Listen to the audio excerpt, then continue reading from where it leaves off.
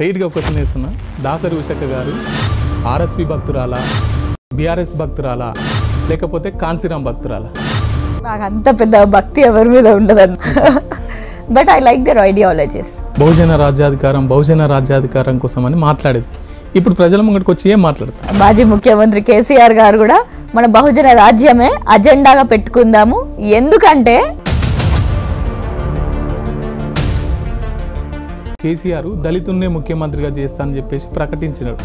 అది చేయకుండా 10 సంవత్సరాలు తను ముఖ్యమంత్రిగా ఉండి, సో అటువంటి వ్యక్తిని ఎట్లా నమ్ముతున్నారు? దళితుడిని ముఖ్యమంత్రి చేస్తానన్నారు, ఏమైపోయారు అని చెప్పి మేము కూడా ప్రశ్నించడం. 30 లక్షల మంది విద్యార్థులకి అన్యాయం జరుగుతుంది అని ఆమరణ నిరాహార దీక్షకే పూనుకోవడం జరిగింది. బీఎస్పీ పార్టీలో నుండి ఎమ్మెల్యే కానీ ఆర్ఎస్ ప్రవీణ్ కుమార్ గారు రేపు భవిష్యత్తులో బీఆర్ఎస్ పార్టీ నుండి ముఖ్యమంత్రి అవుతాడని చెప్పేసి మాట్లాడుతున్నారు. అవకాశాలు తీసుకునే దాన్ని బట్టి ఉంటుంది. ఒక దాసరి ఉషక్కను ఆర్ఎస్ ప్రవీణ్ కుమార్ గారు అధికారంలోకి వస్తే బహుజన రాజ్యాధికారం వచ్చినట్ట.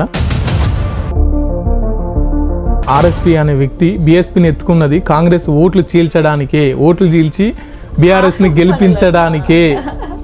ఇవన్నీ ఆరోపణలు అన్నా, ఎందుకు గెలిపిస్తామన్నా? ఇప్పుడు అదే నిజమైంది కదా. ఇప్పుడు బీఎస్పీ పార్టీలో మేము ఏం చేసినాం?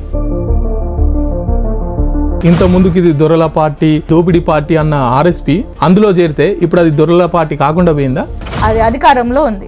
అధికారంలో ఉన్నప్పుడు కొంతమందికి లాభం జరుగుతుంది, కొంతమందికి నష్టం జరుగుతుంది.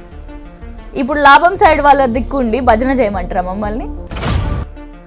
మొత్తం మీద మీరు వ్యక్తిగతంగా ఎదగడం కోసం, బహుజనుల్ని మీ వైపు తిప్పుకోవడం కోసం బీఎస్పీని వాడుకున్నారు.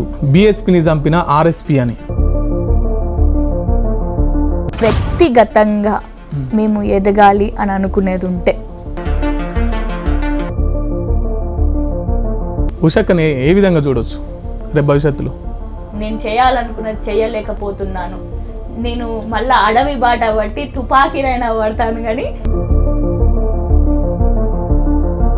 నీ గొంతుక ఎక్కడున్నా కూడా, ఏ పార్టీలో ఉన్నా కూడా నీ గుండెలో బహుజన రాజ్యాధికారం ఉంది కదా, బహుజన కాన్సెప్ట్ ఉంది కదా. బహుజన రాజ్యము అని అంటే